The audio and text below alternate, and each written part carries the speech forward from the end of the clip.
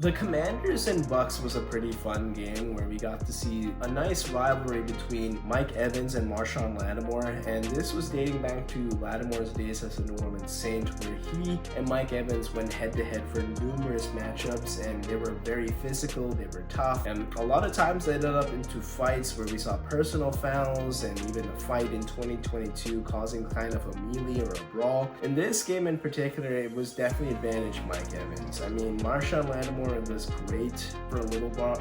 Marshawn Lattimore has been great in years past, but at this point I think he's kind of washed. Mike Evans may have won the battle, but the Commanders won the war, and that's mainly thanks to Jayden Daniels. It's been a great rookie year for Jayden Daniels, who will likely win the Rookie of the Year this year in 2024, and he got his first playoff victory, joining only a handful of quarterbacks that have won a playoff game in the rookie season. A big point of character for this Commanders team has been adversity, and when they were stopped on the goal line in the fourth quarter where they had a chance to take the lead, they could have absolutely gotten down on themselves, and the Bucs could have maybe had a game-changing drive to kill some clock and also maybe get a score to extend their lead. Well, their defense was able to come up with a huge turnover when Baker Mayfield fumbled a snap, and veteran All-Pro linebacker Bobby Wagner recovered the fumble deep inside Buccaneers territory.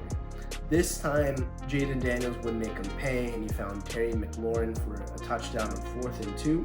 And that was really the difference in this game. When the Commanders were aggressive in the red zone, they ended up getting touchdowns when they needed to, and that was really the insurance as well, because that meant that the Bucs could either tie or take the lead. And for the Bucs, they had an opportunity to maybe take the lead, but had to settle for a field goal attempt after botching a third and short situation, and they were forced to settle for a field goal to tie the game. In the clutch time, when it was late, Jayden Daniels made the plays. He scrambled when he needed to. He completed passes to the open receiver. On 3rd and 2, this was basically for the game, he ducked out of Kalijah Kancey's tackle and was able to get forward for the first down. I thought it was really masterful work from Jayden Daniels. What a clutch, composed rookie quarterback, something we just don't see in today's NFL.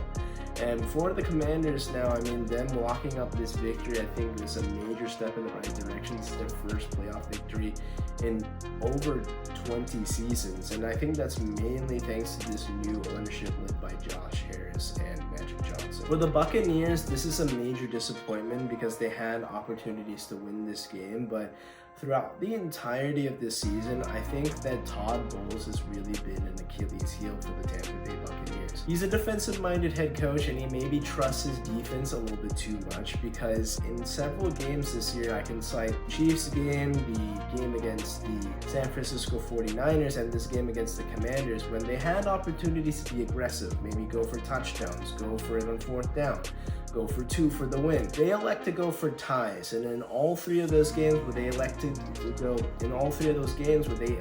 go for ties, they lost them. Why not trust your quarterback in Baker Mayfield, who's been hot all season long? He's led the league. He's been great this season in terms of being efficient with the ball. It's not been the most turnover-prone quarterback, but for whatever reason, Todd Bowles decides to be conservative, and I think that's a major reason why the Bucs, especially post-Brady, have been just this okay team that it can really get, only way to get into the playoffs is winning a very bad division in the NFC South.